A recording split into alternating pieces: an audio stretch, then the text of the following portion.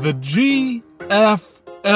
It's the new kid on the block, the new promotion, here to end the UFC once and for all with a new format, a new style, a new team. Everything about this, every aspect of this is perfectly refined for MMA, for fighting, for everything. That's what the GFL is meant to be. The UFC killer, the PFL killer, the killer of boxing. All these great names involved in a champions, contenders, rising stars, kids from 21 years old up to 50, all with an equal chance to win it all. The team format brings fighters together like never before. You've never seen anything like this in your life, except for multiple examples of the exact same thing playing out over the past 20 plus years. The IFL comes to mind with the team format, the points system of the PFL comes to mind here, and yet somehow this has risen to the occasion, to the minds of the media and the MMA fans at large. And it looks to be quite the embarrassing venture for whoever's involved in this. We'll get into it in this video right now. So, like I have before you, we have the big poster promotional image that the GFL has put out is this image right here, and it's a bunch of stock images stolen off the UFC, the PFL website, and slapped on a poster. Who cares? This takes no effort. All of what you are about to see takes no effort. Many of you probably have already seen the memes. You've already seen the terrible AI video and the terrible AI music, but we'll still get right into it and break it all down and have some fun with it because this is an absolutely embarrassing venture, and many are saying this isn't going to last. Well, considering who may be behind this, this could last as long as whoever's running it wants it to run. So, the GFL got themselves started with their first official video package, audio package, promotional piece right here. They started off their draft live stream with this video. Are we going to get copyright struck here? I don't know, but let's watch it anyway.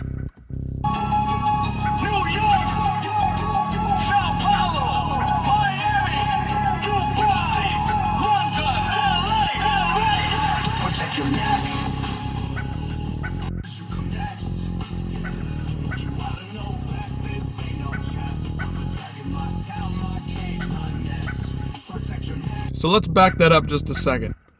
So we open and it's Tyron Woodley, of course. None other than Tyron Woodley, the AI masterpiece himself, Tyron Woodley. We start here. London, LA. Arlovsky then opens the show. He's got his nice Gladiator Power Ranger costume here. Very, very nice. Benson Henderson jumps out. Verdum jumps out. Holly Holm, Gustafson, Shogun, some weird cage, Ilir Latifi, Kevin Lee, Henan Barrow, Tony Ferguson, Yoel Romero, Chad Mendes, the tall, long-necked man himself, Chad Mendes. Not sure who this is. Oh, look, it's Chris Weidman. He just retired, but here he is in the GFL. Why would all these retired fighters, why would all these former fighters, why would all these old fighters come to this one place? Because somebody has a lot of money and they really want to see these old guys fight. That's what this is about. Luke Rockhold, Abu Bakr Nurmagomedov, Tyron Woodley looking like a woman there, Uriah Faber, an ant. What? Junior Dos Santos? Like, what was going on? Paige Van Zandt. Tyron again. Anthony Pettis. Painted on hair. A dog. A bulldog. What are we doing? Gegard. Tyron again. I can't even tell who this is. Benson, maybe. Paige Van Zandt again. Gladiator, like what? Dude. Arlovsky again. Dude, can we also, not to mention, this song is just fucking hilarious. Gus. Ooh, Shogun again. Holly Holm, Weidman, Anthony Pettis, Oh, the future of fighting is here. Look at Anthony Pettis, so proud to be. What are these fucking monsters in the background? Dude, the song and everything about this is just fucking stupid and embarrassing. Of course, we've got their weight classes. It looks like there's going to be like 7 men's weight classes, 3 women's, atomweight, strawweight, bantamweight. Who are the atomweights? I don't even know any atomweights that are in this, that are old enough to be in this. Middleweight's 200 pounds. Like, they're increasing all the weight divisions as well. Just absolutely absurd. Bantamweight's 145, lightweight's 165, featherweight's 155, strawweight's 125 now for the women. Heavyweight's the same, but light heavyweight's 225. Who's behind the GFL? Let's take a listen to Kevin Lee from Ariel Helwani's show not too long ago. I've been trying to ask around, like, who is behind GFL? Where's the money coming from? Because I'm understanding that they're paying quite well, and this is music to my ears. But we've also seen in the past, you've seen this as well, people come out with a lot of money, and that dries up very, very quickly. And so do you have any intel on that? I heard Chael Sonnen say, when you're a rich guy, you kind of want to be known. But I don't think that's necessarily true. I think some rich people, they really don't want the spotlight. I think it's an investment for them. I think that they want to sign with a Netflix or sign with Amazon Prime, get this thing major broadcasting deal. And it's an investment for them. And, to me, it makes sense, and like I said, they want to help out the sport. So I'm all for it. As far as who is the man behind the money, I'm not the person. I'm not the guy to act. That's I kick it with you straight. I appreciate it. Did you have concerns? No, there's no concerns for me. Okay. Especially. There's no concern for me. I'm not going to tell who the money comes from. It's a business investment. Is it though? Because they still don't have a broadcast partner. They put the draft out on YouTube. This sounds really, really bizarre. Like somebody that has a lot of money that just wants to see fights. That's what this sounds like to me. Could be wrong here. Kevin Lee could be right. It could be an investment. But Kevin's not really shooting straight. He says, I'm shooting straight with you, Ariel. But you're not really shooting straight. Does Kevin even know who is the money behind this? Who is the source behind the money? I tend to think not. I mean, the GFL draft had a plethora of characters who are not cheap at all. Caroline Pierce, Brendan Schaub, Robin Black, Mike Goldberg. These are not cheap characters that will come out of the woodwork just to help support fighters, just to do whatever needs to be done to help push the sport forward. They've had to rent out this studio. Brendan Schaub does not get up and do anything for cheap anymore. I'm sure Mike Goldberg is not cheap these days. Robin Black, I don't know. Caroline Pierce, she's not cheap. You had to get her all the way out here to do this. This is not just some run-of-the-mill random guy getting a couple of investors together to put some money forward. This seems like it's got some serious backing, but it's happening and being pushed all together very quickly. The timeline here is so short. It was announced in November, December. Fighters were getting signed in January, some of which were not even signed. That wasn't even fully truthful. It's all coming together so quickly at such a crazy pace. They put together a draft that was half faked. I mean, it was just the pace and the laziness of it is crazy and leads me to believe that there is somebody out there, maybe some Middle Eastern influence because they have a Dubai team set up, some Middle Eastern sheik, some guy that's got a lot of money that wants to see a lot of old fighters fight each other just for the fun of it because he's an MMA fan and he wants to see these guys throw down and he's willing to put up all kinds of money for it. That's what this looks like to me. Again, I could be wrong, but man, this just smacks of just somebody wanting to do something for fun, okay? That's, if I could play with my little action figures in my bedroom when I'm a little kid, and now I'm an adult who has millions and billions and billions of dollars, and money is not even a real thing to me. Somebody very, very rich. I can just have my toys, Kevin Lee and Anthony Pettis and Tony Ferguson and Chris Weidman and Luke Rockhold just fight each other for fun.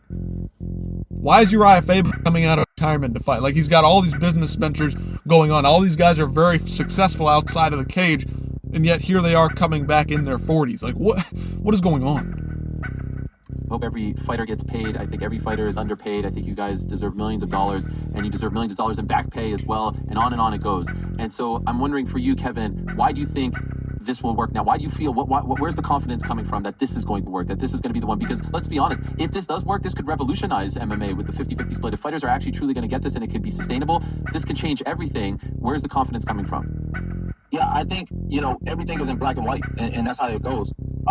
When you look at contracts and you compare it to, say, contracts in other organizations, it's just more clear cut, and it's like I said, it's in black and white. So I do think that this can change how contracts are made in the future, because at the end of the day, that's what it's about. It's going to be a thing, and for me as an athlete, the biggest thing is the fights, right? Like, fighting is something that I'm still seriously in love with. It's the only thing. It's more black and white. How so? Because we see that there's already been fighters that have been signed to the GFL that then say that I never agreed to this, I never signed anything, I never said yes to them. How is it black and white? Kevin Lee, excuse me, but where is the black and white? Where are these contracts? I'd like to see a contract where it's black and white. Are you getting all your money up front? Because, yeah, that's nice, and I love that, and that's a good thing for MMA going forward. But that's not necessarily the difference between black and white here. If you sign a contract that says you get this much to show up and this much to win, that's pretty black and white. That's pretty, okay, this is what I'm fighting for, this is how much I got paid up front, and this is how much I get to win. What's the difference here? You're not getting paid until after you fight, correct? We still don't know this. None of this information is out there public, but yet you're going here and saying, oh, there's no worries here. Now, Ariel, Luke Thomas, and a lot of these guys say this promotion won't last, and again, I'll say it again. It will either last as long as whoever's in charge of this wants it to last because of the money they're pouring into it, because I think that it's somebody that has a lot of money, that has no concept of money anymore. They've lost all concept of money. Everything is just essentially free to them. Or it will fumble and crumble because there is no real backing behind this. There's really, that's how it's black and white. It either lasts because somebody wants it to last, or it falls apart because it's an absolute failure, an embarrassment, and a farce of a promotion, okay? That's the black and white here. Concerning factor number 2, Darren Owen. I'm sure this guy's a nice guy. Sure, he's respectable. I know he's been around the martial arts circles. But he's the guy in charge. He's the founder, the commissioner of the GFL. He's the one in charge. And Alex Wendling, she does a great job as well. She was part of the broadcast for the draft. Just listen to this and tell me that this sounds like a confident guy. Please, tell me. Try to explain to me how this sounds like a confident man. Thank you so much, Caroline, and welcome, Darren Owen. How you feeling? Phenomenal. Thank you. Well, it's such... How are you feeling, Darren? It's the big draft, the big start, the big kickoff to the GFL. How are you feeling, Darren? Phenomenal. Thanks. Nothing? You got nothing? You got no Dana White in you? You got no promoter in you? You're not going to say like, hey man, this is fantastic. This is a start to a new promotion. We're going to get things kicked off in a great way. Get things going. Get things rolling. We're going to take out the UFC. No promotion, no excitement, no nothing. Phenomenal. Thanks. You ran a 3-hour broadcast. I never heard 1 ounce of excitement from this guy. Even when he was reading off the draft picks, he could barely pronounce half their names. And again, nothing against Darren personally, but what are you doing? You're supposed to be the promoter, you're the commissioner, the founder. Like, what are we doing here?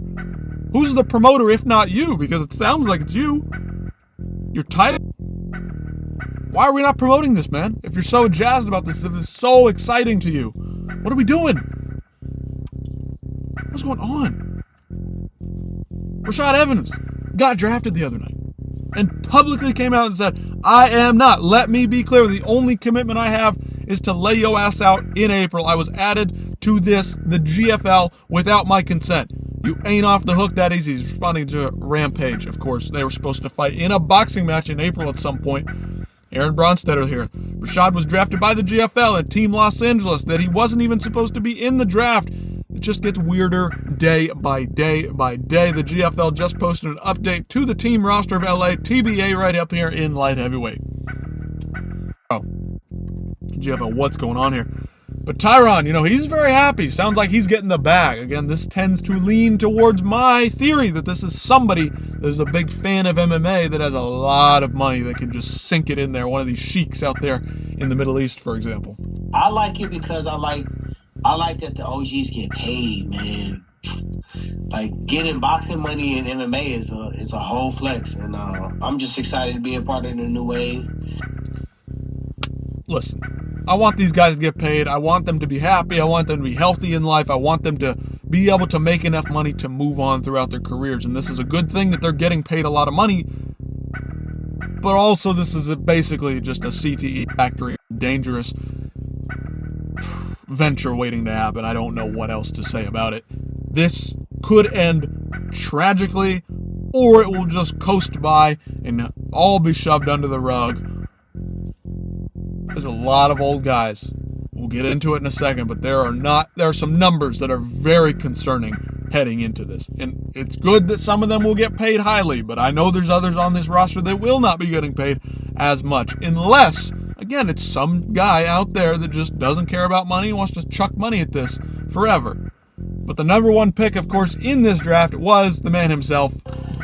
The first overall selection in the 2025 GFL Draft, Dubai selects welterweight from the United States of America, the chosen one, Tyron Woodley. The chosen one, Tyron Woodley. Like, all right, thanks, bro. Cool. I mean, Tyron Woodley's your number one pick. You got guys out there like Sage Northcutt and other younger athletes. All right. And then, of course, the promotional angle of this started. Robin Black likes to play up hyperboles. He's a kind of crazy, off-the-wall character. I like Robin Black. But this has got to be one of the craziest things I have ever heard in my time watching MMA. See a guy that, like Brunson, and you see his body, and you see how fast he is, and you think of his attributes, and you kind of forget that actually everything happens in the brain, right? The brain interprets the movement. When we see a fastball hitter hit a ball, we know something is happening in the brain to slow it down and let it see it. Brunson fights like that. He sees everything unfolding in front of him, and he's able to pick spots. So yes, he is, a race car, but he's also an artist, and he's very, very sharp, and his brain is really good, and he just sees everything coming, sees it all unfold. Yeah, and Derek Brown. See it?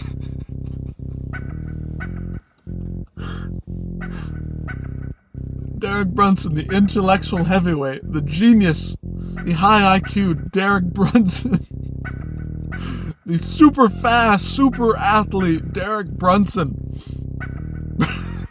I think Derek Brunson's a fun character. I like the guy. What the fuck is this, man? What is going on, dog? Let's look at the teams, man. Team Dubai. Bunch of women. Don't really care. Arlene Blanco stands out. Timur Valiev. Damir Ismagulov. Tukfik Musayev. Like Abu Bakr. Tyron Woodley. Derek Brunson. Luke Rock. What is Luke Rocco's tie to Dubai? What is Tyron Woodley's tie to Dubai? Todd Duffy. What the fuck, man? Omari Ahmed. Like, there's a lot of Middle Eastern guys here. That Caucasus region over there. Russia, like, there's some decent ties to Dubai in the area. Like, I understand the draft. Team Los Angeles. Corey McKenna, Jessica Penne, Lima-Lay McFarland, Cincio Calvillo, Aspen Ladd, Leslie Smith, Ray Borg, Uriah Faber, Chad Mendes, Tyler Diamond, Sage Northcutt, Tony Ferguson, bro. Lorenz Larkin, Grant Neal, Uriah Hall, Dawoon Jung, Rashad Evans, not there anymore, okay? That's fucking fake, man. Frank Mir, Andrei Arlovsky. Bro, what are we doing?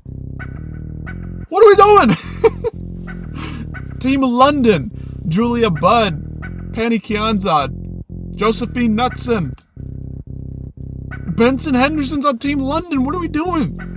Gegard, Danny Roberts, Tanner Bozer, Latifi, Gustafson. Like, these teams, man. It's very clear these were picked beforehand. 90% of these teams are tied into the region. Miami. All you got is basically like straight up all ATT, okay? Charles Rosas, Anthony Pettis, Jeremy Stevens, Marlon Moraes, Hector Lombard. What is Hector Lombard doing, bro? Gleason Tebow, Delano Taylor. Good younger guy. I mean, Rebelis Despange. Romero, Dos Santos. Brother, what are we doing? Sao Paulo, it's pretty much all Brazilians. Verdun, Bruno Capoloza, Shogun, Shoeface, Cowboy Oliveira, Patricky, Renan Barão, Assunção, Alejandro Lara. Bro, New York, of course, it's like all of Longo's guys in here.